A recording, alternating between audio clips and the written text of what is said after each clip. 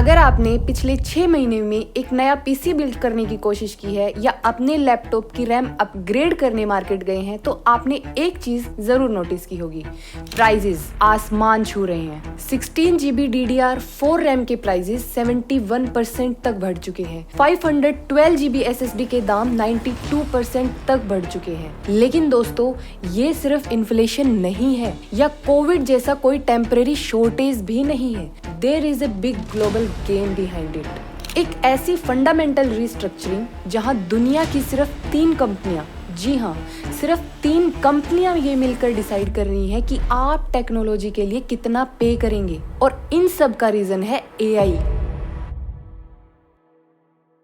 आज की वीडियो में हम ये डिकोड करेंगे कि कैसे AI की भूख आपकी जेब पर असर डाल रही है और इसमें इंडिया कहाँ खड़ा है।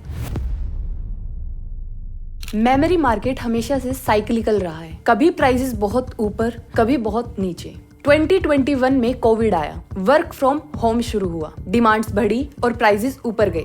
लेकिन 2023 में मार्केट करेक्ट हुआ, पीसी सेल्स 30% गिर गई और माइक्रोन जैसी कंपनी ने $1 बिलियन का लॉस रिपोर्ट किया। लेकिन 2024-25 में जो हुआ वो अलग है। मार्केट रिकवर हो रहा है पर डिमांड कंज्यूमर से नहीं आ रही है। सैमसंग, SK हाइनिक्स और माइक्रोन ने एक डेलिब्रेट डिसीजन लिया। उन्होंने कंज्यूमर ग्रेड मेमोरी का प्रोडक्शन जानबूझकर कम कर दिया। ये वही चिप्स हैं जो आपके लैपटॉप में लगती हैं। लेकिन क्यों? क्योंकि वो आपको फोर्स करना चाहते हैं DDR4 से DDR5 पर शिफ्ट करने के लिए, और उनका फोकस अब आप हैं ही नहीं बल्कि डाटा सेंटर्स हैं।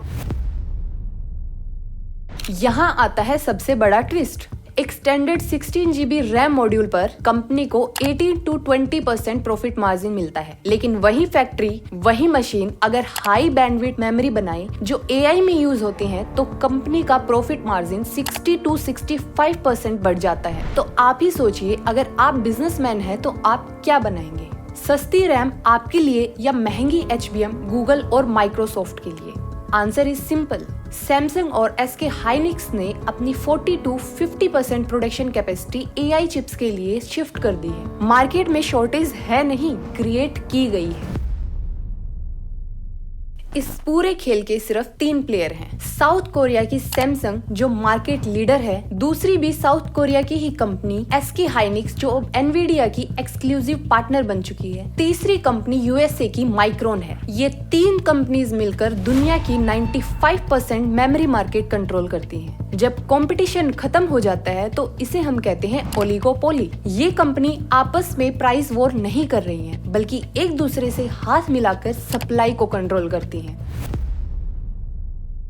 अब सवाल ये है कि इसका इंडिया पर क्या असर पड़ रहा है। इंडिया आज की डेट में अपनी मेमोरी नीड का लगभग 100% इंपोर्ट करता है। हमारा पूरा IT इंफ्रास्ट्रक्चर, डेटा सेंटर्स और आपका पर्सनल कंप्यूटर सब इन फॉरेन कंपनीज पर डिपेंडेंट है। जब आप US में कोई रैम खरीदते हैं और वही रैम इंडिया में खरीदते हैं तो आपको 20 to 25% ज्यादा पे करना पड़ता है बिकॉज ऑफ इम्पोर्ट ड्यूटीज और GST। ऊपर से अगर ताइवान या साउथ कोरिया में जियोपॉलिटिकल टेंशन होती है तो इंडिया की सप्लाई चेन रातों रात रुक सकती है।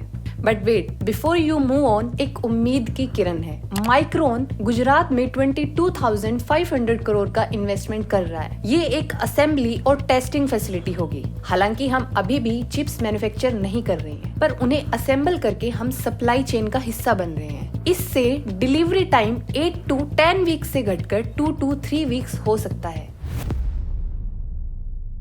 तो the last question that come to our mind, क्या प्राइजेस नीचे आएंगे? वेल, माई आंसर इज फिलहाल नहीं। People, you need to understand this. हम अभी DDR4 से DDR5 के ट्रांजिशन पीरियड में हैं और अगले कुछ सालों तक AI की डिमांड रुकने वाली नहीं है। ये एक सुपर साइकिल है। एज ए कंज्यूमर अगर आपको अपग्रेड करना है तो शायद अभी वेट करना मुश्किल हो, लेकिन अगर इंडिया के नजरिए से देखें तो ये एक वेकअप कॉल है। हमारा सेमीकंडक्टर मिशन सिर्फ एक इकोनॉमिक जरूरत नहीं है बल्कि नेशनल सिक्योरिटी की मजबूरी है, क्योंकि at the end of the day हम सब जानते हैं कि data is the new oil and chips are the new engine.